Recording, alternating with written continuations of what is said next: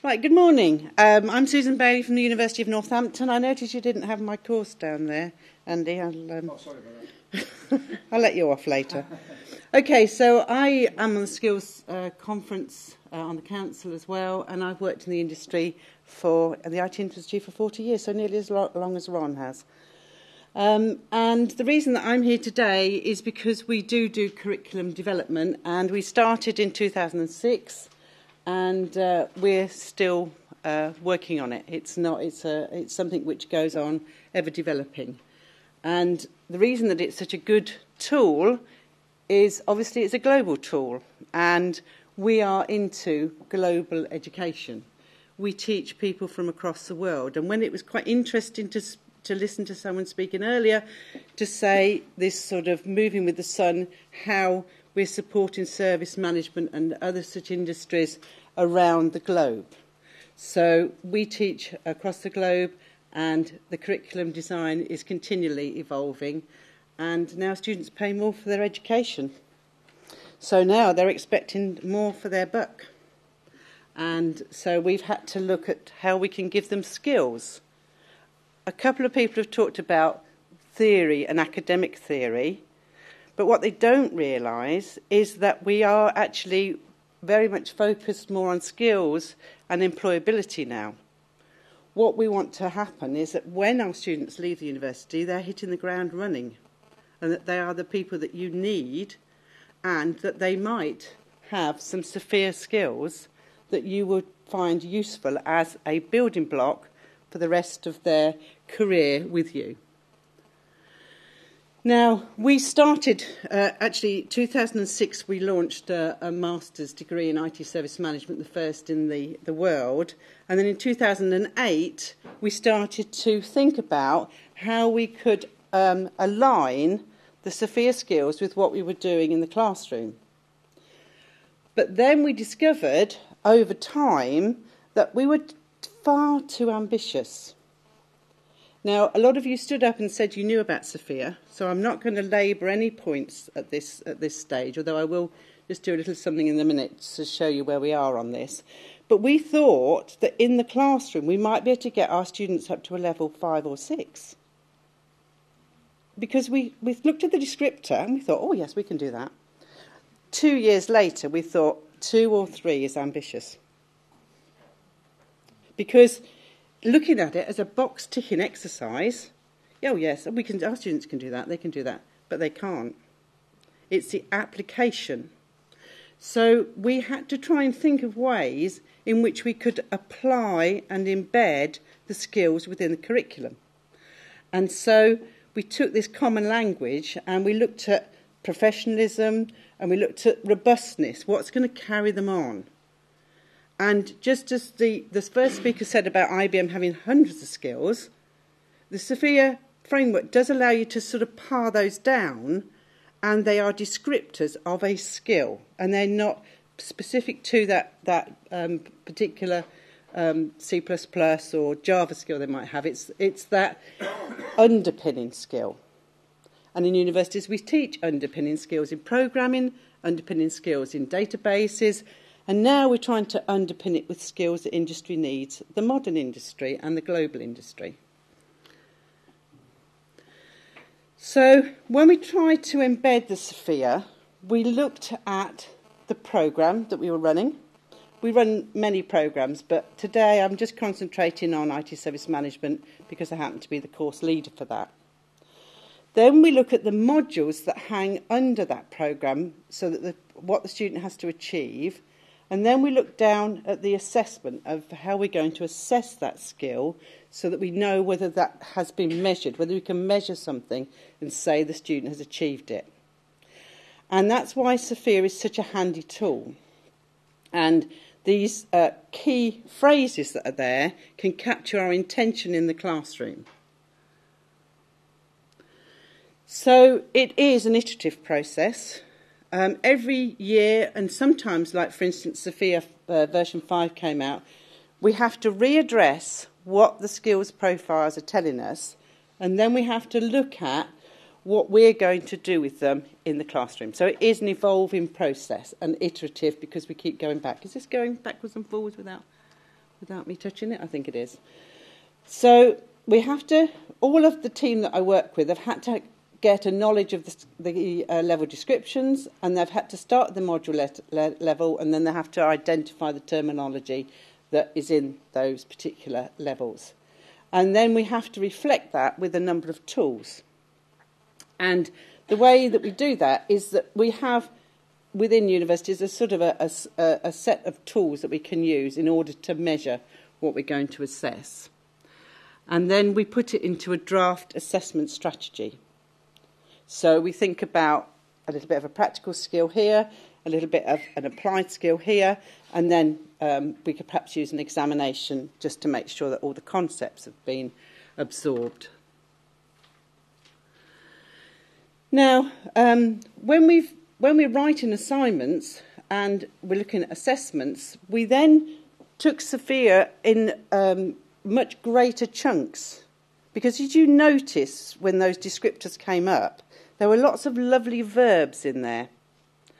And in education, we use Bloom's taxonomy of learning anyway, and at each level you can get particular words that show what level of education people have reached.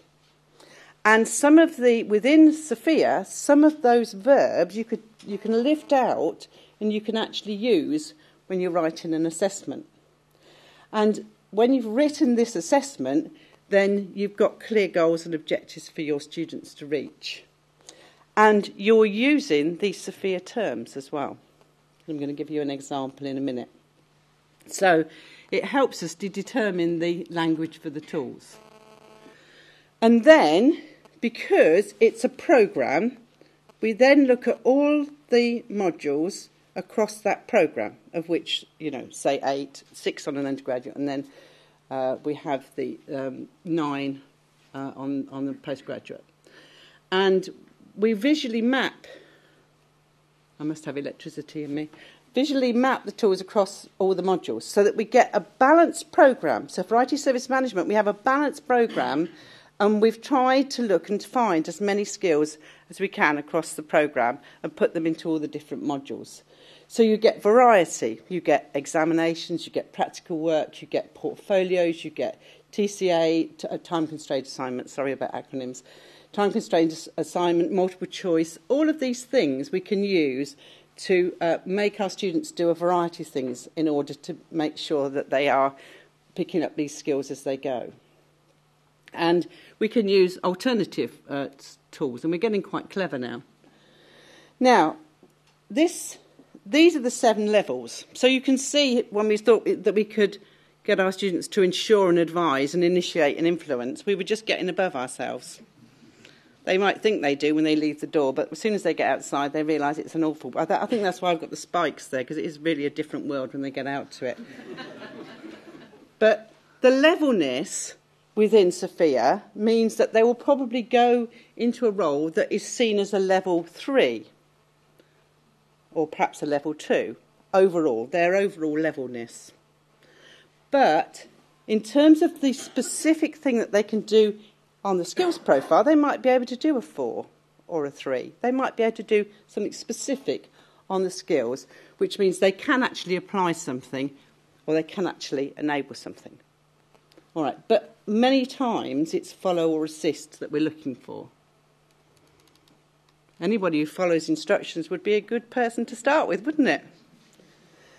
Okay, so what I've done, it's good really that Andy used the same, I think you used SLO, didn't you? Yes. Service management, this is the actual service management profile for SFIA. Some of you will know the colours and whatever.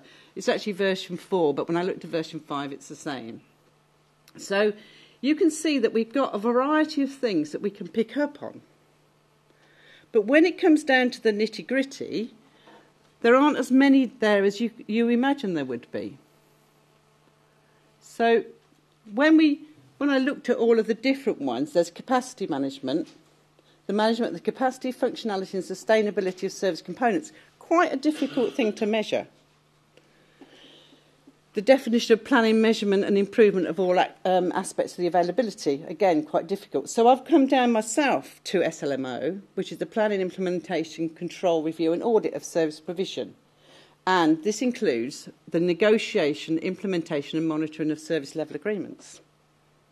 And it is there, at some of those points, that you can think to yourself, well, let's get students to understand what a service level agreement is before they leave university. Let's not throw them in without any knowledge of that. Let's try and build that into our curriculum and embed it. Now, that's the overall description of it. You've just seen it before. And then when you break it down,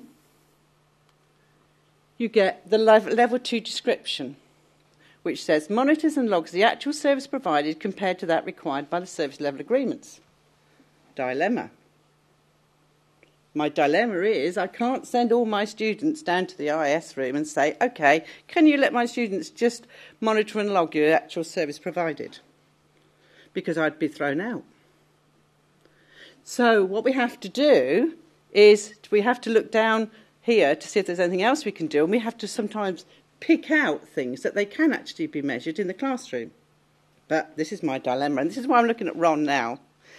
Because what I am advocating and what I'm trying to move forward, because education is a big mover in the SFIA circles, you do want graduates that can do something, don't you?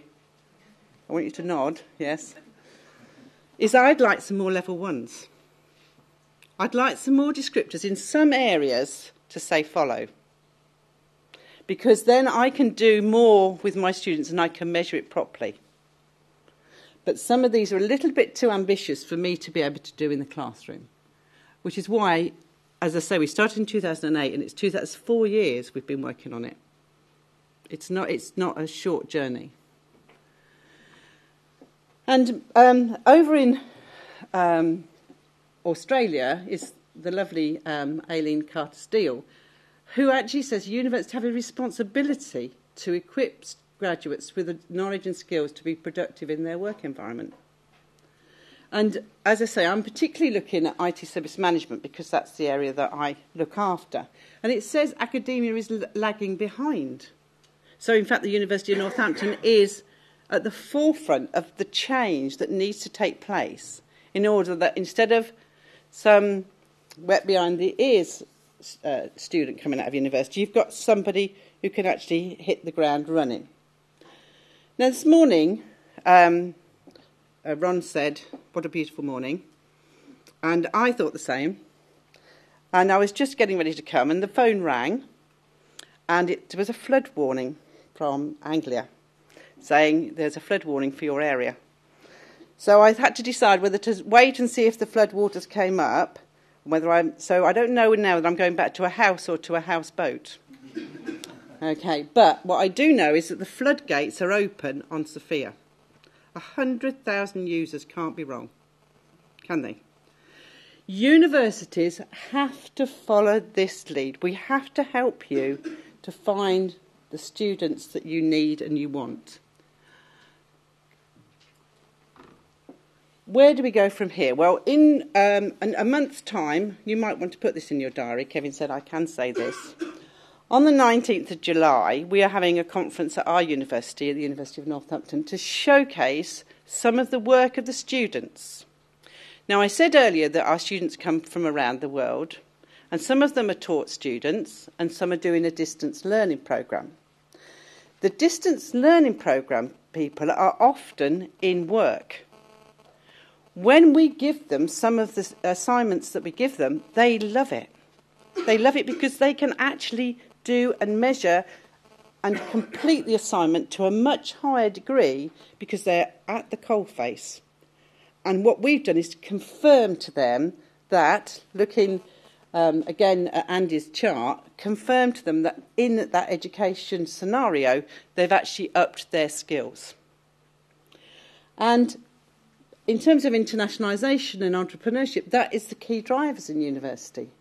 And we're reviewing the SFIA in the curriculum. And actually, I've got some colleagues here from Chile, INACAP University in Chile, where we actually worked with them to help them to embed skills into their curriculum. So other universities around the world are thinking of doing the same. But I'm going to encourage the SFIA Foundation to look at follow, assist and apply to help our universities to generate this new word that this new phrase I've just made up this week, the information age apprentice. So just as some people are asking for light, I'm looking for an apprentice scheme. Oh, there's my references. Okay. And the questions will come at the end. So thank you very much. And I think I'm just about in time. I'll move over to Kevin. Thank you.